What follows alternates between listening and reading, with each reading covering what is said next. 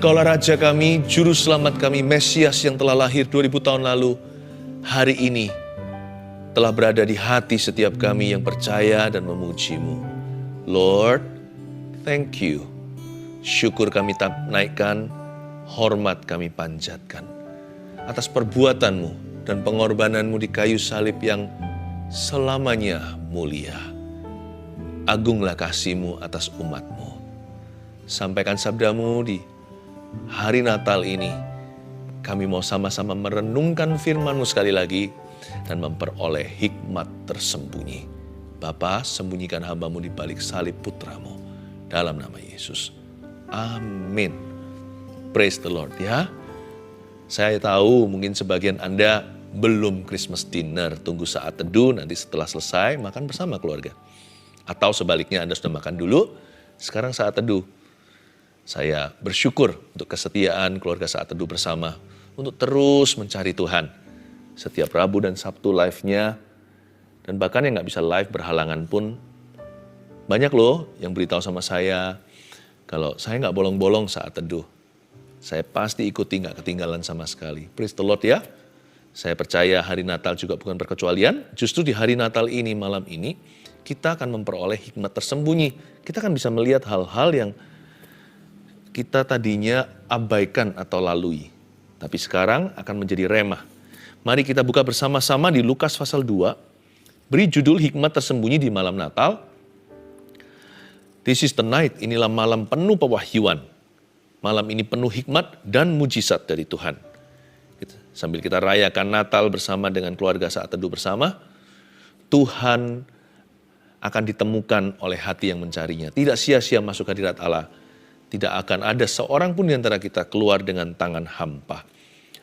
Ini tentang gembala-gembala. Lukas 2:8 bunyinya, di daerah itu ada gembala-gembala yang tinggal di padang, menjaga kawanan ternak mereka pada waktu malam. Tiba-tiba berdirilah seorang malaikat Tuhan di dekat mereka, dan kemuliaan Tuhan bersinar meliputi mereka, dan mereka sangat ketakutan. Lalu kata malaikat itu kepada mereka, "Jangan takut, sebab sesungguhnya aku memberitakan kepadamu kesukaan besar untuk seluruh bangsa. Hari ini telah lahir bagimu Juru Selamat, yaitu Kristus Tuhan di kota Daud." Berhenti di situ dulu. Nanti waktu kita kupas satu persatu, kita akan menemukan hikmat-hikmat tersembunyi. Ternyata Tuhan mau berbicara dalam hidup kita lewat cerita malam Natal itu. Waktu para gembala mendapatkan visitasi ilahi, seorang malaikat datang berbicara. Kenapa gembala? Ayat 8, di daerah itu ada gembala-gembala yang tinggal di padang menjaga kawanan ternak mereka pada waktu malam. Dan gembala-gembala ini ngelembur, seharusnya malam hari orang lain tidur. Tuhan itu kenapa mewahyukan dirinya kepada gembala dulu? Ini kan penampakan-penampakan pertama. Kenapa kepada para gembala? Tuhan itu mengasihi kita yang bekerja keras di hidup ini, ya kan? Saya nggak tahu kenapa Tuhan pilih gembala, itu adalah kedaulatan Allah. Kenapa Tuhan nggak pilih pedagang? Kenapa Tuhan nggak pilih profesi yang lainnya? Gembala-gembala itu adalah pekerjaan bawahan. Anda harus tahu bahwa gembala bukanlah pekerjaan yang mulia di zaman Yesus. Karena itu adalah untuk orang-orang yang tidak mampu secara ekonomi, begitu. Bukanlah suatu profesi yang terpandang. Tapi Tuhan wahyukan pada mereka. Saya nggak tahu alasannya mengapa. Saya nggak mau mendahului firman. Tapi saya bisa merasakan di hati Tuhan ada kasihan. Mereka itu dingin-dingin masih harus bekerja.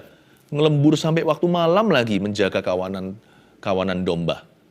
Saya bisa rasakan Tuhan itu kasihan. Waktu saya baca ini ya, saya bisa merasa Tuhan itu menghargai setiap profesi kita loh. Itu poin nomor 1. Hikmat tersembunyi pertama yang kita temukan lewat cerita Natal ini. Tuhan cinta gembala-gembala itu. Tuhan mau reward mereka. Saya tidak berkata bahwa karena itu Tuhan menampakkan diri atau Tuhan menyuruh malaikatnya. Enggak. Tapi saya tidak bisa sangkali bahwa Tuhan itu kasihan sama mereka. Tuhan itu sangat menghargai profesimu.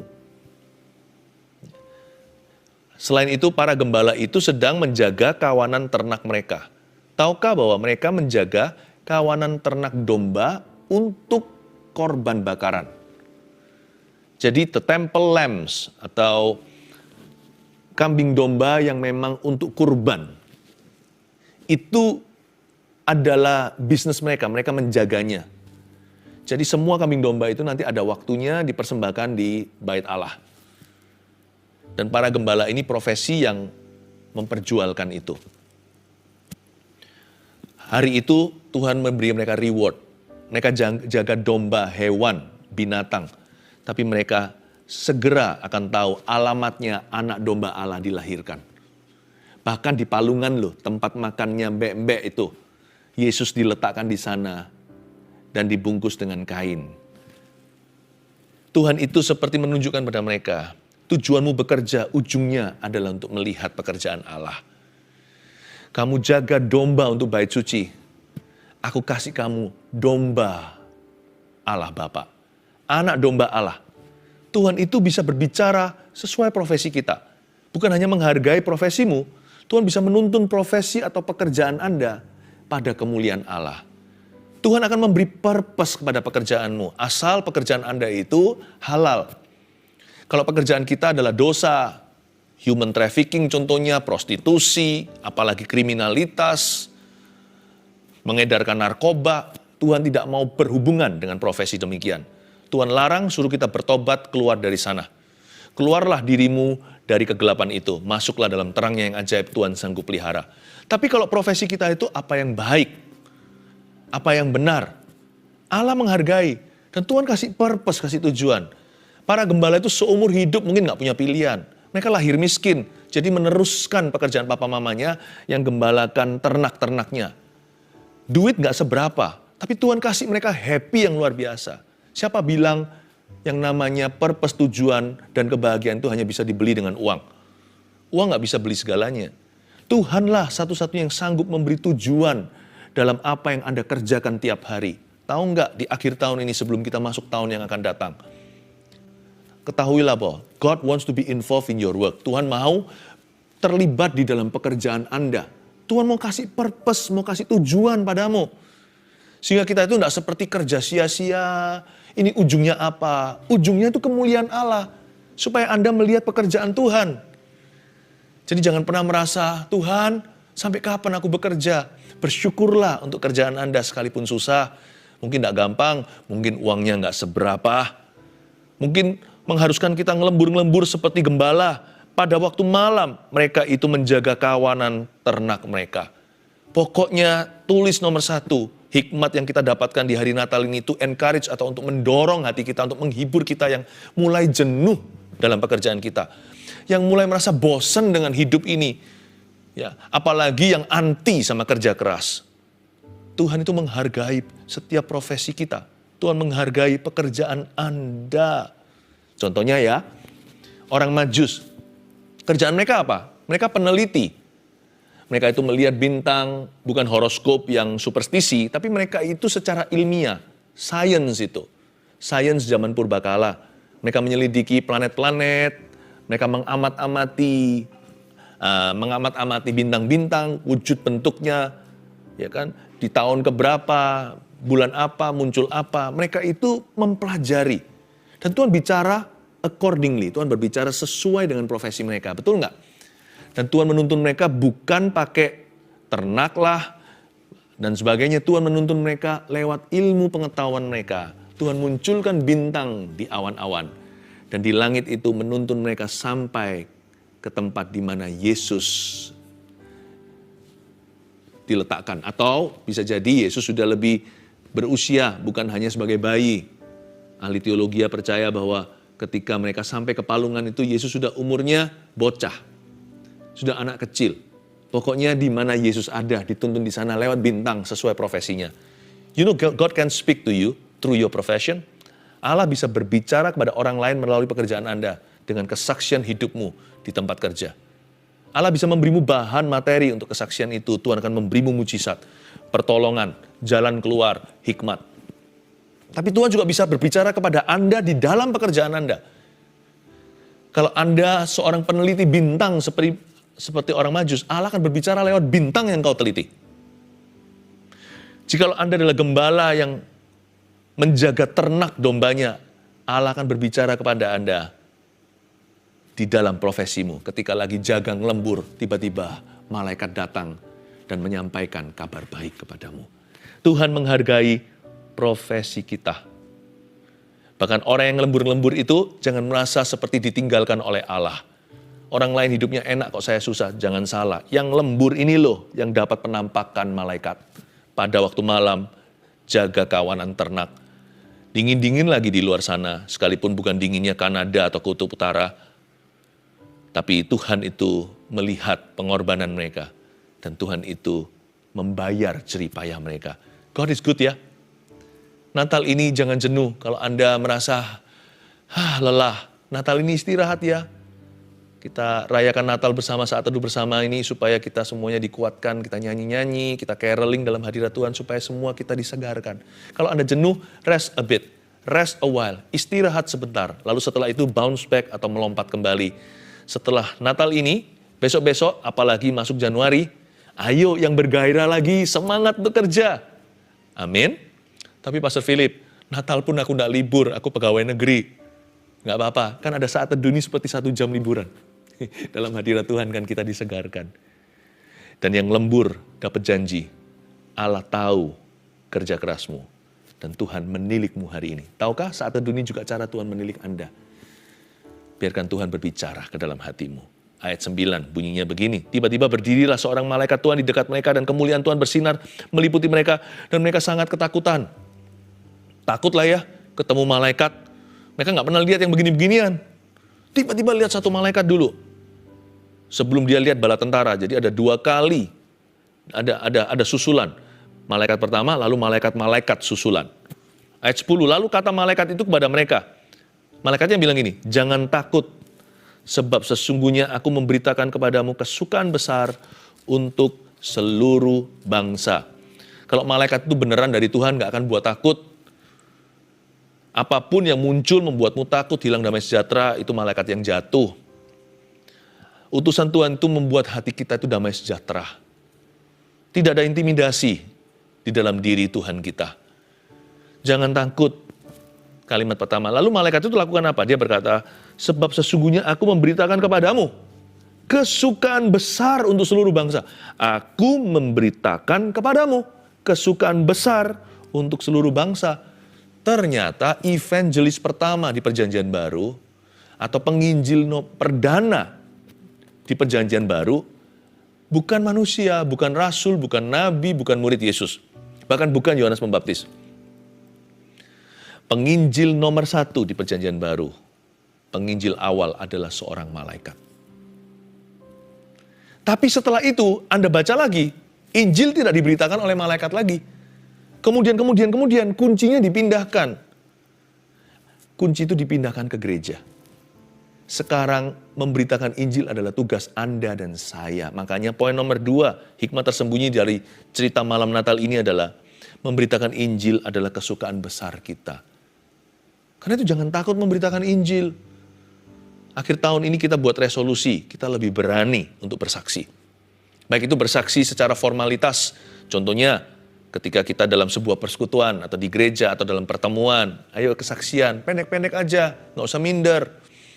Nggak usah panjang-panjang, secukupnya, pokoknya intinya adalah Yesus Kristus dan bagaimana dia mengubah hidupmu. Atau kalau kita disuruh bersaksi secara pribadi kepada seorang yang kita tahu atau kenal, Tuhan nggak suruh kita langsung lompatnya tinggi-tinggi, lompatnya jauh-jauh, langsung suruh injili bangsa-bangsa, langsung suruh bersaksi sama orang yang kita sama sekali nggak kenal atau kepada orang yang asing, orang asing yang sama sekali asing bagi kita. Enggak, tapi mungkin Roh Kudus beri kita beban, dorongan untuk bersaksi kepada seorang teman, anggota keluarga. Yang berani, jangan takut. Malaikat berkata, jangan takut. Aku memberitakan kepadamu kesukaan besar untuk seluruh bangsa.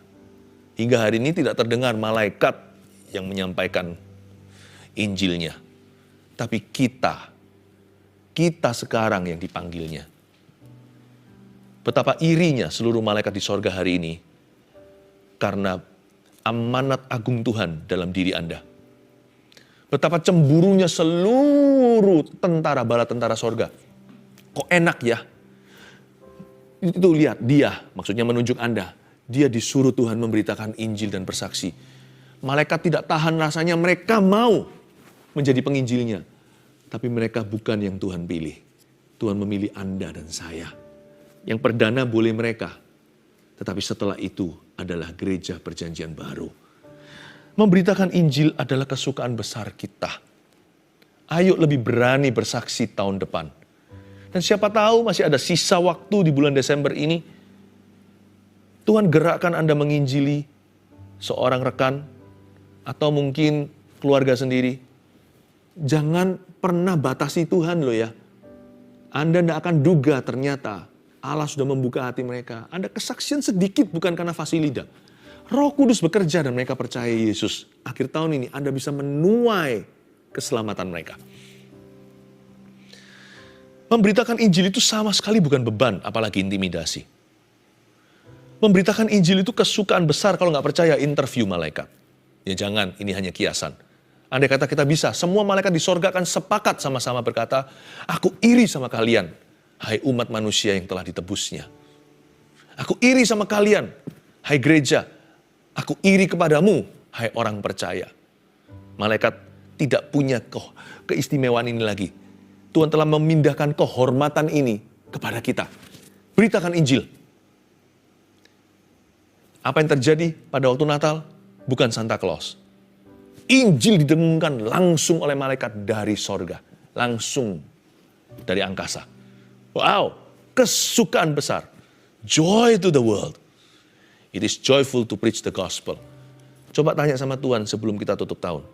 Tuhan, siapa yang aku bisa tuntun padamu? Nanti kan Tuhan akan munculkan nama. Memberitakan Injil itu adalah sukacita. Siapa sini selama ini merasa beritakan Injil itu atau bersaksi itu adalah beban? Bertobatlah. Itu adalah dosa loh. Sekalipun hanyalah perasaan belaka, apapun juga yang menentang kehendak Kristus atau yang menentang Kristus itu adalah dosa. Kristus bilang kesukaan kok, kita bilang beban. Yesus bilang itu, Tuhan bilang itu sukacita kok. Kenapa kita ketakutan? Agree with God. Mari kita setuju dan sepakat dengan Tuhan. Tidak rugi sepakat dengan Dia. Malah merugi jikalau kita menentang Dia. I agree with you Tuhan. Give me the strength, give me the boldness, kasih aku keberanian. Kasih aku kekuatan untuk berani menyatakan berita Injil pada seseorang. Mungkin dalam bahasa yang paling sederhana, cerita aja Tuhan gimana mengubah Anda. Gak usah muluk-muluk sana sini. Ngomong aja sejak ketemu Yesus, apa bedanya? Atau kalau Anda sendiri belum sampai setaraf bisa memberitakan, mengajak aja termasuk sudah memberitakan Injil. Ayo kita ke gereja, ayo nonton saat teduh. Anda membagikan link supaya orang dengar firman, berarti Anda juga berfirman. Jadi ada langkah-langkah kaki kita untuk memperkenalkan atau untuk membagikan kasih Yesus kepada sesama kita. Itu intisari Natal. Karena itu hikmat tersembunyi di malam Natal yang kedua tadi adalah memberitakan Injil merupakan kesukaan besar. Kita lihat ayat 11 sekarang, hari ini telah lahir bagimu juru selamat yaitu Kristus Tuhan di kota Daud. Dan inilah tandanya bagimu. Ini perkataan malaikat kepada Gabriel, kepada para gembala. Dan inilah tandanya bagimu, kamu akan menjumpai seorang bayi dibungkus dengan lampin dan terbaring di dalam palungan. Tunggu dulu ya ayat 12. Tuhan bilang gini lewat malaikat, kamu akan menjumpai bayi dibungkus dengan lampin. Itu sih normal. Semua rumah kalau bayi baru lahir di zaman itu ya dibungkus dengan lampin. Sekarang juga hanya bahasanya aja beda termnya. Lalu apa spesialnya? Apa yang istimewa? Nah, yang istimewa berikutnya nih. Bukan hanya seorang bayi itu dibungkus dengan lampin, dia juga terbaring di dalam palungan.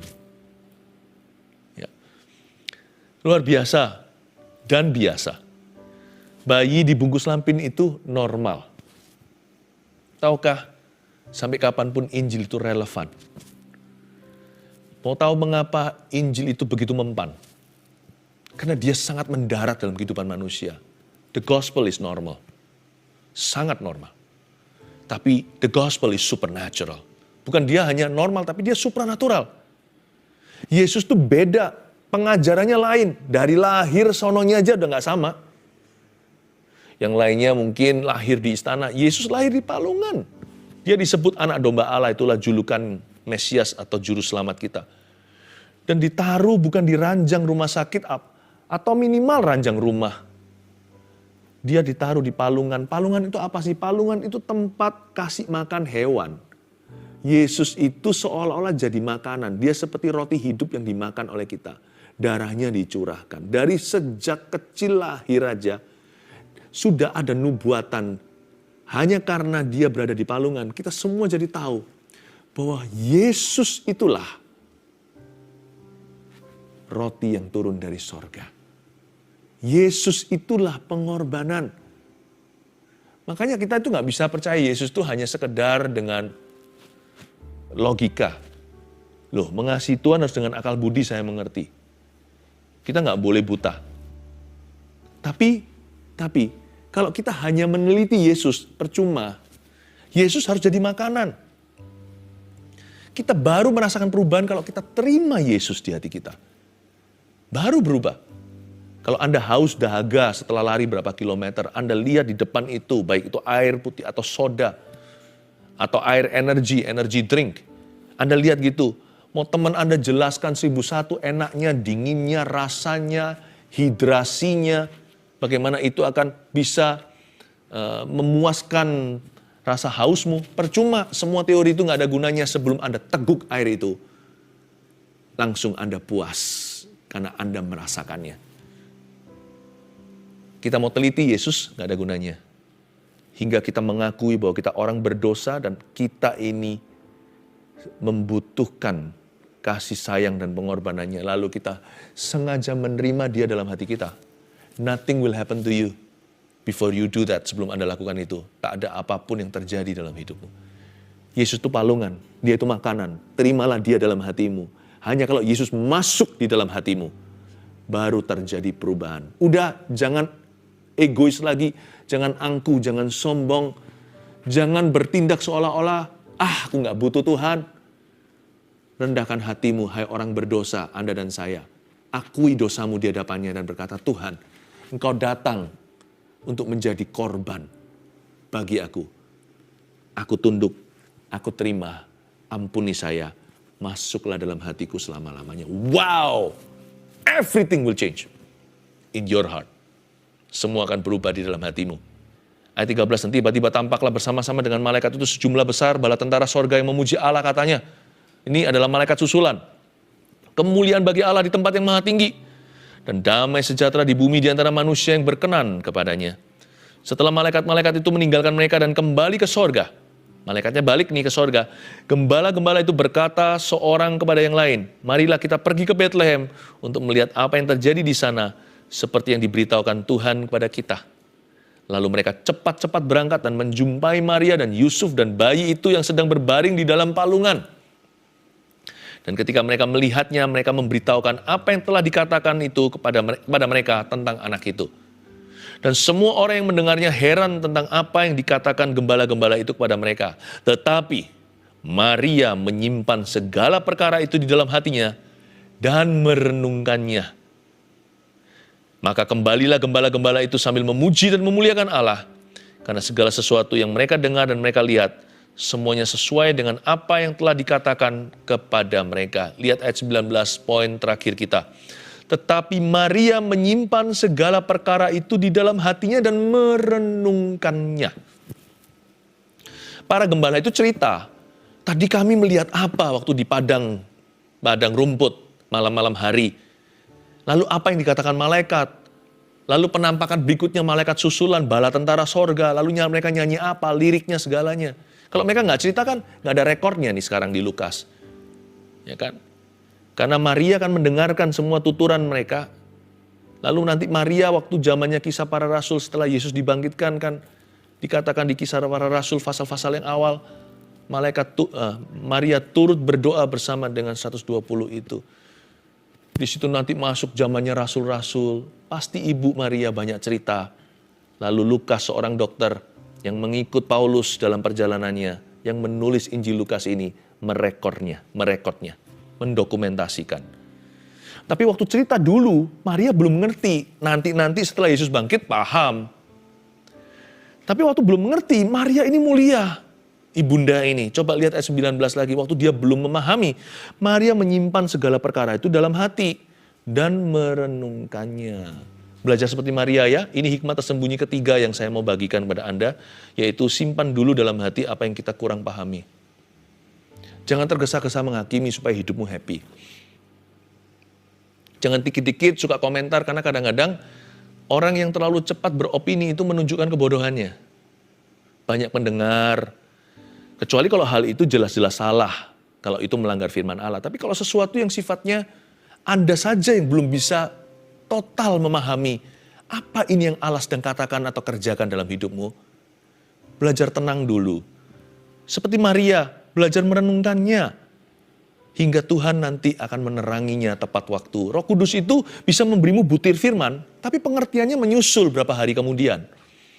Pokoknya belajar seperti Maria. Kalau hidup kita itu mau tidak alami gejolak yang tidak perlu, kalau hidup kita itu mau tenang, mau bahagia, dan mau berada dalam tuntunan Tuhan. Kalau dituntunkan kita di belakang, kadang-kadang tuntunan Tuhan itu terasa langsung ya Tuhan di depan kita. Kadang-kadang terasa kita itu berada 10 langkah di belakangnya. Kita butuh waktu untuk memahami Tuhan itu tuntun kita untuk apa. Tapi jangan cepat-cepat kita itu kecewa, putus asa lah, konklusi. Simpan dulu dalam hati kalau Anda belum pahami hingga Roh Kudus menerangi. Saya kasih satu contoh sederhana, dengan ini saya selesai. Suatu hari waktu saya pertama kali baca Alkitab sebagai bayi rohani, masih awal-awal kenal Yesus, ya, saya juga langsung masuk sekolah Alkitab karena saya kenal Tuhan itu SMA 3. Langsung masuk ke college, ke kuliah. Dan saya dapat ayat, jangan kasih mutiara ke mulut babi, nanti babi itu akan menginjak-injaknya, lalu berbalik menyerangmu. Apa sih maksudnya? Hari itu saya agak sedikit kecewa, kenapa saat teduhku secara pribadi, aku nggak dapat apa-apa. Enak menyembahnya, memuji Tuhan, tapi ketika baca Alkitab nggak ngerti. Tapi saya diajari, kalau kita belum paham sesuatu, simpan dulu di hati. Apalagi kalau itu firman Tuhan. Singkat cerita, saya pergi sekolah. Di sekolah, kita ada kedatangan satu mahasiswa baru. Dan mahasiswa itu menyusul ya. Lalu dia waktu itu kan saya di Kanada, dia orang Asia. Tepatnya orang Jepang. Semua yang guru katakan dikritik semua. Dia itu selalu menjadi oposisi. Apa-apa semuanya sama dia itu dikritik habis deh. Rasanya seperti dia itu seorang diri yang benar. Padahal profesor-profesor kami itu orang-orangnya baik dan sangat biblikal, sangat alkitabiah luar biasa. Tapi apa aja nggak pernah puas di hatinya. Saya terpancing awal-awal untuk debat sama dia. Saya nggak suka cara dia, tapi Roh Kudus tiba-tiba munculkan, baru ngerti. Jangan lemparkan mutiara ke mulut babi. Saya tidak panggil orang ini babi, bukan. Tapi Anda harus mengerti, babi nggak berakal budi. Kalau orang memang maunya debat, percuma diajak debat. Saya dapat hikmat. Saya bilang sama dia waktu lagi break atau istirahat, saya kelihatan dia di kafetaria, saya hampiri dia. Kenalan, saya juga orang Asia. Jarang-jarang orang Asia di situ, di college kami. Lalu dia ngomong sama saya ketidaksukaannya, nggak paham, saya bilang sama dia, ya sudah, kalau kamu merasa mereka nggak bagus, doakan yuk. Dia kaget, yang lainnya debat dia, saya ajak dia doa. Lalu saya bilang, kita tundukkan kepala, kita pejamkan mata, kita doa. Kamu yang doa, karena kamu merasa semua orang salah, kamu yang doa. Waktu dia doa, baru 2 kalimat dia menangis. Saya bilang, kenapa kamu nangis? Aku merasa seperti orang berdosa, dia bilang. Aku dosa-dosain orang lain, sekarang aku sadar dosaku. Baik, mari kita berdoa. Saya doakan dia, lalu dia tersenyum. Gak pernah lagi sepanjang sekolah dia kritik kanan kiri. Tapi dia punya hati yang cukup rendah di palungan untuk belajar firman Tuhan. Saya akhirnya mengerti berapa hari kemudian bahwa babi kalau dikasih mutiara, dia akan injak-injak dan pakai apapun perkataanmu untuk melawanmu kembali. Kenapa enggak? Kita mengasihi dia sebagai saudara dan mendoakan. Wow! Kalau sama firman aja kita bisa nggak ngerti, kita harus tunggu dulu, simpan di hati. Apalagi sama hidup. Sama firman aja kita bisa kurang paham kok, apalagi sama kehidupan. Makanya sabar jadi orang.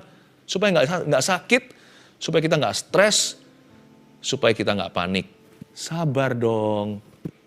Kalau kurang paham, simpan dulu di hati. 1, 2, 3, hikmat tersembunyi yang kita dapatkan di malam Natal ini begitu indah adalah Tuhan menghargai setiap profesi kita. 2, memberitakan Injil adalah kesukaan besar kita. 3, simpan dulu dalam hati apa yang kita kurang pahami. Semoga hidup Anda semakin diberkati.